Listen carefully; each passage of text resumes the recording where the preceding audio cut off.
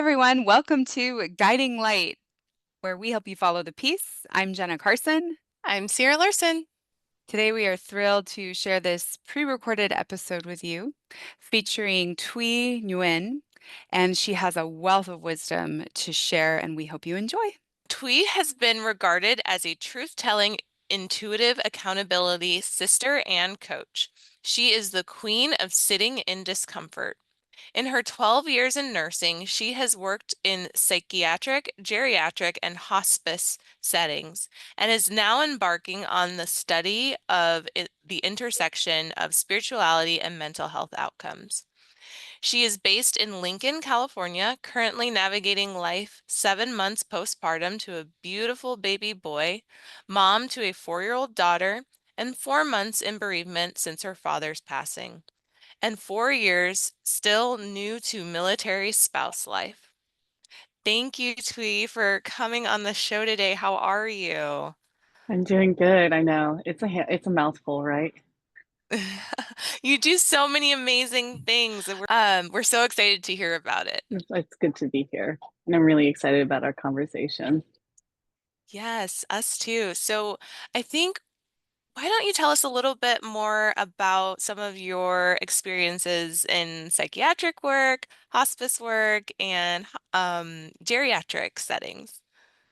Yeah, I feel like it probably relates a lot to you with the work that you have done as well as an LCSW.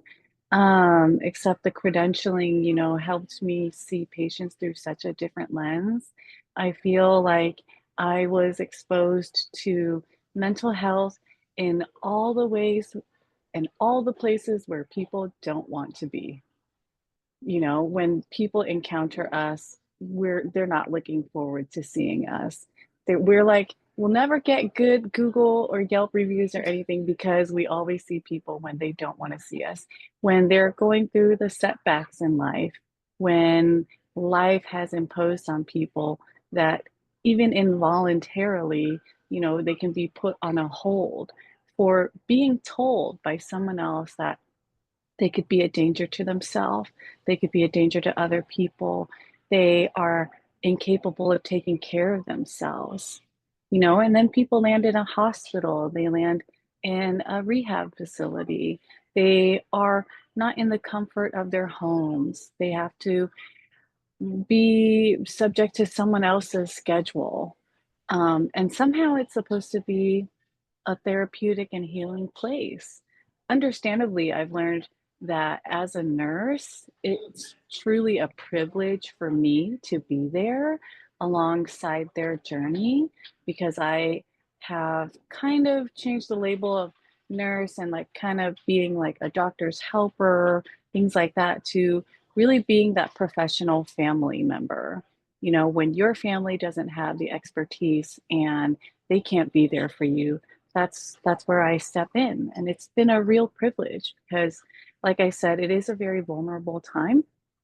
And as a nurse, we're able to do mental status exams, do emotional check-ins, have conversations that may be different from what you would have with your family member or your friends. I have always said that whenever it comes to you talking to people about something hard that you're going through, and if you're ever thinking about who to talk to, I came up with this acronym because I also work with the youth, and it's called TECH. And it's not the bad kind of tech, right? But it's an acronym TEC. So anytime that you need to talk to someone, do you trust them? Do they have experience? And do they have capacity? So as a nurse, um, I'm not just going to say you can trust me, but we have a very brief time to get to know each other, and then we have to go deep very fast. And hopefully you do trust me because of my experience and because of the rapport we're building. And because I'm showing up to go to work here with you, I have the capacity, right? But if you literally think in your personal life, every single time you've tried to talk to someone, is it good timing for them? Do they have the capacity? Do they have the experience, the lived experience or the professional experience? And is it someone that you trust, either by rapport or because of their background, that you're, taking a risk at being vulnerable? Yeah, I love that. I love that acronym. I'm definitely going to use that. So I hear you saying that as a as a psychiatric nurse, you're able to provide a lot of that emotional support as well. And that's not typically something you would think of that a nurse would do, typically in other sorts of health settings, a nurse would come in, they would, give your meds, take your blood pressure, check in and all of the bodily things. And then, if you have a really good nurse, she might chat a little bit and then leave. But you were saying that you got to really provide a lot of emotional support. How have you seen that um, benefit your patients? Oh, it's such a good point. You bring up such a good point. See, I had a feeling that everyone was viewing nurses that way, or it's a more common perspective. And honestly, I completely respect the nurses for where they're coming from. And when we went to nursing school, that's what we were trained in. We were trained in the importance of the timeliness of giving medications, the importance of the timeliness of getting vital signs and conveying these numbers to the doctors so that they could continue improving the treatment plan for the patients, right? But then it ended up making nurses pretty emotionally removed, really focused on the task at hand at the outcome. And what I had learned in my years of experience and taking the experience from the nurses who retired before me, I mean, the older generation of nursing, you have to remember these nurses, gosh, they told me amazing stories of their psychiatric days when I worked in San Francisco. These nurses were allowed to take the patients on outings, and they could take them to Ocean Beach in San Francisco. They could take them to a bar for mocktails, or this might sound a little more familiar for people, but like they were able to take patients out for smoke breaks. You Mm. know, so we don't get to do that anymore as nurses. We don't really get to enjoy that aspect. I mean, that sounds amazing, honestly. So I had learned, when we are too task oriented and we can't see the person that is our patient, it really affects their outcomes. It affects their receptivity to us, their acceptance of what is going on, their comfort with asking more questions, the collaboration that we can have with family members, and overall improving their outcomes to reduce their chances of being readmitted. Right. And readmission typically happens if there's noncompliance. And typically, noncompliance is if you have not established an alliance and an understanding for them to know that we did the best that we could. We have equipped you with everything that we possibly could. And, we're going to be here to support you even when you leave. Yeah, definitely. So we've kind of talked about the emotional support and helping in, recovery and treatment. What are some other maybe factors or treatment styles or things that someone can do outside of just maybe your basic like medicine model to help with treatment? Okay. So when it comes to treatment, I know that I've heard it all the time that it is so scary because people feel like they're having pills pushed down their throats, and the pill is there's just no way to understand it. It's too scientific for us to understand what class of medication is this, exactly how is it going to work in my body. And because of that, and because it's systemic, it's a pill that has the ability to affect you from head to toe. Even though it has one purpose, it typically always has other side effects.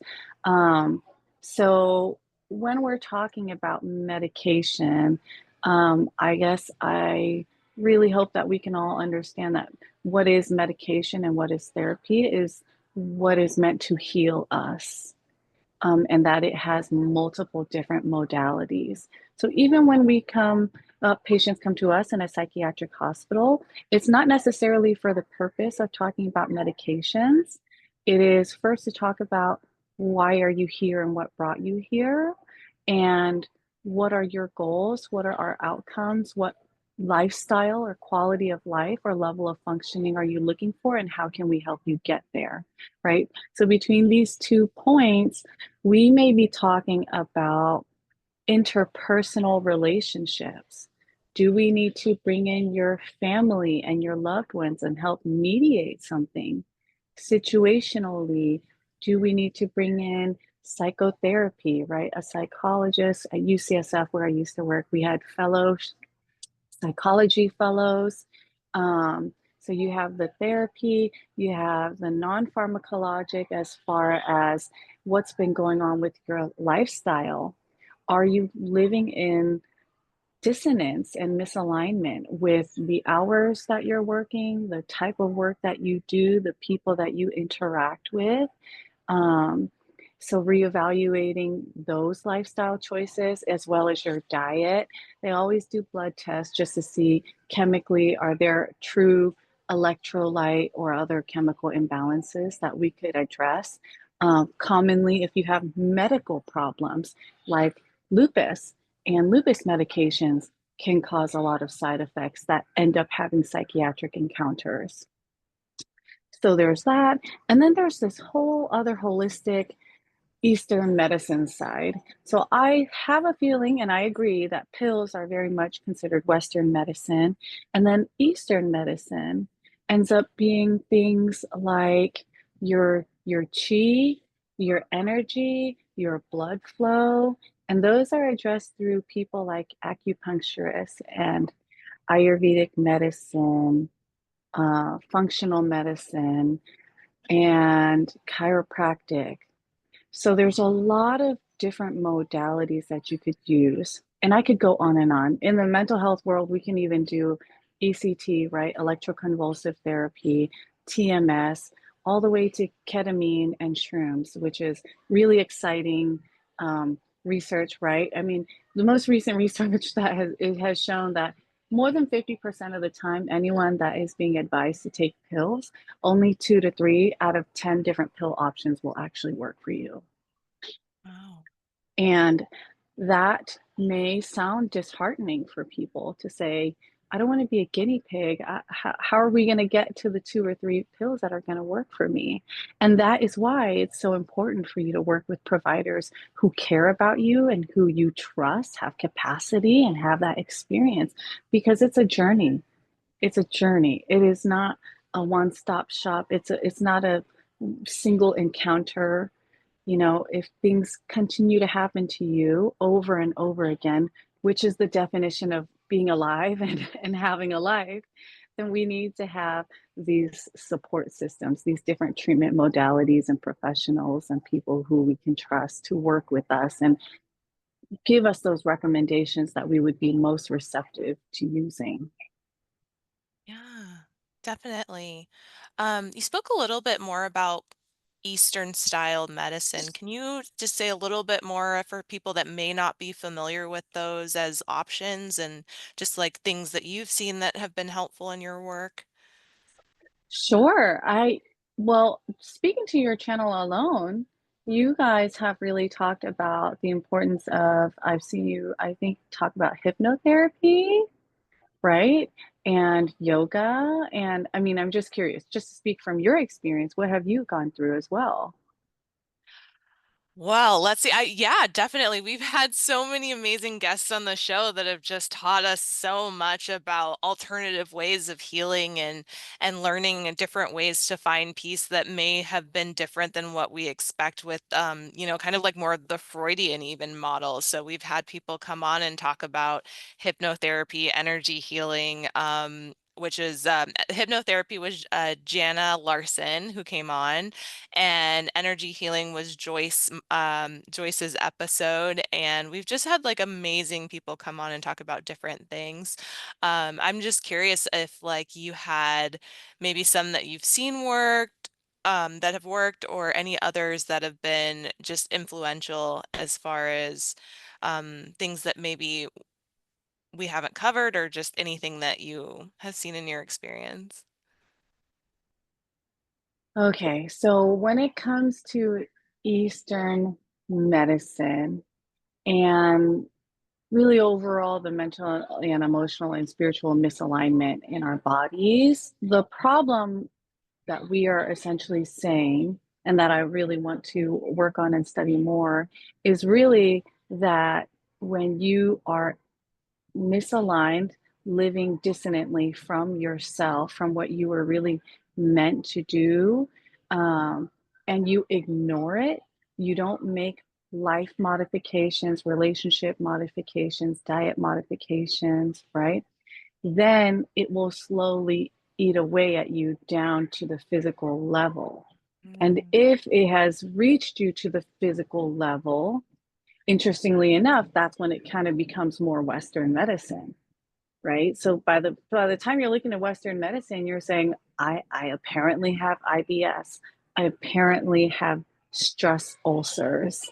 I apparently have migraines and headaches and nausea and dizziness and disconnection and disassociation. But before that, if it's at all possible, self care really, um, I don't want to preach to the choir or anything, but self care really can span all the way to the spirituality and the Eastern medicine component of, you know, even the type of tea that you drink. So I think for me personally, like I have been privileged, I guess, to be born into the culture of Eastern medicine because my ethnic background is Vietnamese. And so before we even go to the doctor at home, we just have to clean out our gut, clean up our diet, go back to soups, drink lots of tea, get lots of sleep. And then we're able to evaluate, okay, am I having any physical pain anywhere that could be addressed even more specifically by acupuncture or moxibustion or cupping, or the chiropractor, or things like TENS units. So all of those things, I guess you could kind of say, is more Eastern medicine. It's more herbal, and it's less invasive and non-pharmacologic. So at that point, if when you work with providers that you trust and you've already tried all of these things, then you can start to go a little more Western, a little more Western. We're going to start to draw your blood, see if you're having any imbalances, and then start referring you out to more specialists. So ideally, that would be the way that people would address their physical, mental, emotional health first before going the Western route. Yes, I love that. Thank you. I think it's important to realize, like, I love how you didn't say it was one or the other. Anyone that watches the show knows I'm like the yes and dialectic person, and I love that. It's like, yes, you can have Eastern and Western medicine. Yes, there are benefits in both. And I love how there are the options of, yes, like there are teas and herbs and all sorts of treatments, like you're saying acupuncture and cupping and all of these things that we can do first to see if there isn't a misalignment. And sometimes it's, something that a pill can fix or solve, or, like sometimes that is appropriate. And I love that it's the yes and of we can do this and have a more broad perspective to wellness and health, and be able to really integrate all the things that are the self, like you were talking about spiritual, the spirit being a part of the self, as well as just the anatomical body being a part of self, and addressing each pieces of those, and the gut being a part of that too, and how that, affects the brain and body and the balances within. So being able to integrate all of these things and really just look at health as how are we addressing the whole self? I love that perspective. Could you talk a little bit more about balancing like spirituality in terms of that as well? Yes, thank you for asking. It's probably my favorite question right now. So, I went through a lot of coaching with one of my teachers, Julie Santiago, and she's not of Asian descent, and actually she's Lebanese, but I had learned so much, about some differences even between living along with the lunar calendar, which is more energetically influencing us, than with the Gregorian calendar, which is purely man made and creating days for us to make sense of when to work, essentially. Um, and a lot of the spirituality that I have seen and its relevance in healthcare is the way that I define spirituality, which in the context of this conversation, we'll say that spirituality is an entity that is intangible into which you can put your trust and acceptance and surrender. And when it comes to healthcare, we are met if unless you are a healthcare professional, and which by the way, there's a saying that nurses make the worst patients, right? So even when we work in healthcare, it doesn't make it easier for us to accept the treatment either. And so when we are met with things that are scary, we can't make sense of it, like cancer, like our thoughts. That's really scary because your thoughts, you would think that they are your own. They're inside your head and it sounds like your voice. And sometimes your thoughts are the biggest harm to you. So when it comes to spirituality, what entity is it? Is it God? Is it the earth? Mother nature? Is there another religion that you can practice or practices that you might learn about understanding how much something so much bigger cares about you? And I think it kind of takes me back to this Bible verse. And I'm sorry that I'm really not great at quoting it, but remember there's a Bible verse where it says, essentially, wives submit to your husbands. And it's this line that totally gets taken out of context if it's not within the church all the time, right? Because a lot of people think, like, what?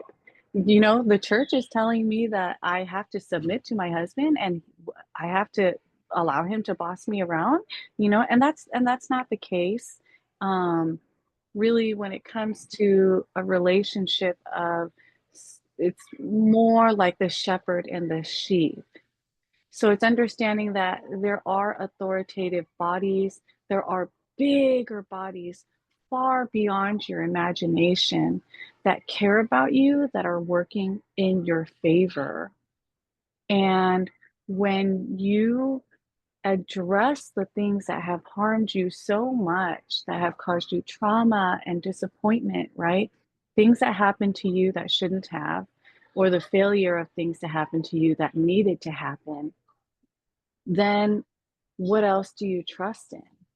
And if you don't trust anybody or anything, that's when you can even become more ill because now you're not trusting and you are seeking more control and you're anxious, and that's when you're going to lose all sight, all direction, and you're going to seek out everything hoping, right? You're going to be a guinea pig for yourself. You're just going to take all these pills, you're going to try all these different modalities, you're going to look for all of this healing when at the same time we forget that we are human beings and there's a lot that is not in our control. Good things have happened to us that we never asked to happen, and bad things will happen to us too.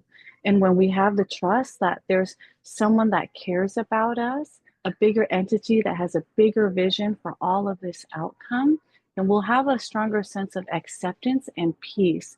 And acceptance and peace and trust has so much to do with the calm and the alignment in your body. So again, I'm talking about that dissonance. You know, can you surrender? Can you cooperate? Can you listen to your body? And if you're pushing against it, if you're pushing against the universe and the world, and you think that you have to do this all by yourself, that's not sustainable. And we know that as women. We know when we're the ones who have to do everything, we sacrifice ourselves, we're not happier. We're not happier. It's not worth it. We end up being bitter, resentful, and then we probably take it out on our loved ones anyways. You know, it doesn't work. It doesn't work that way.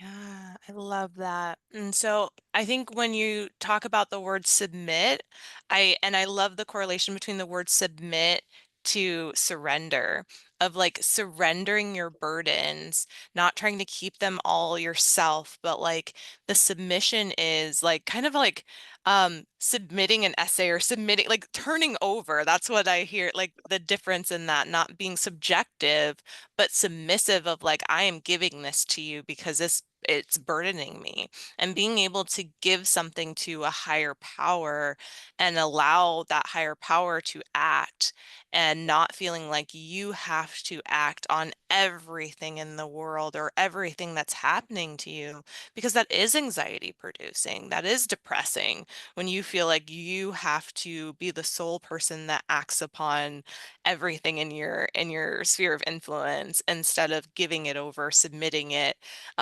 to someone else to help you and allow you to feel that release of burden and to thrive without that weight. So I love that thought. That's awesome. Yeah. I've never made that word switch in my head, the submission of like submitting versus subjection. Like I love that. And right when you had said release of the burden, like I felt lighter. You know, it's a real energetic feeling that we feel. Definitely. Oh, I love that. Is there anything else on your heart? Anything else that you just want listeners to know about you, about your work, about life? Anything else that you just want to leave them with? Thank you for asking that.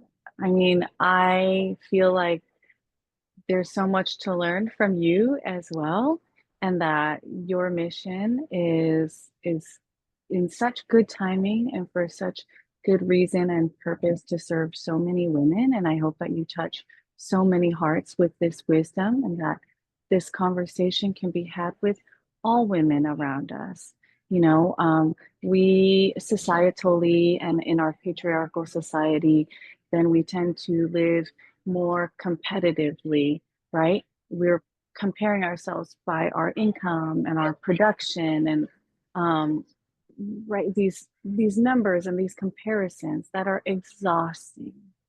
And when we're able to meet each other in our struggles and in our vulnerability, and to trust each other and talk about things that make us really uncomfortable, we are actually really able to learn so much more about ourselves, have a space to be heard and seen and nourished, and go back into our lives more empowered.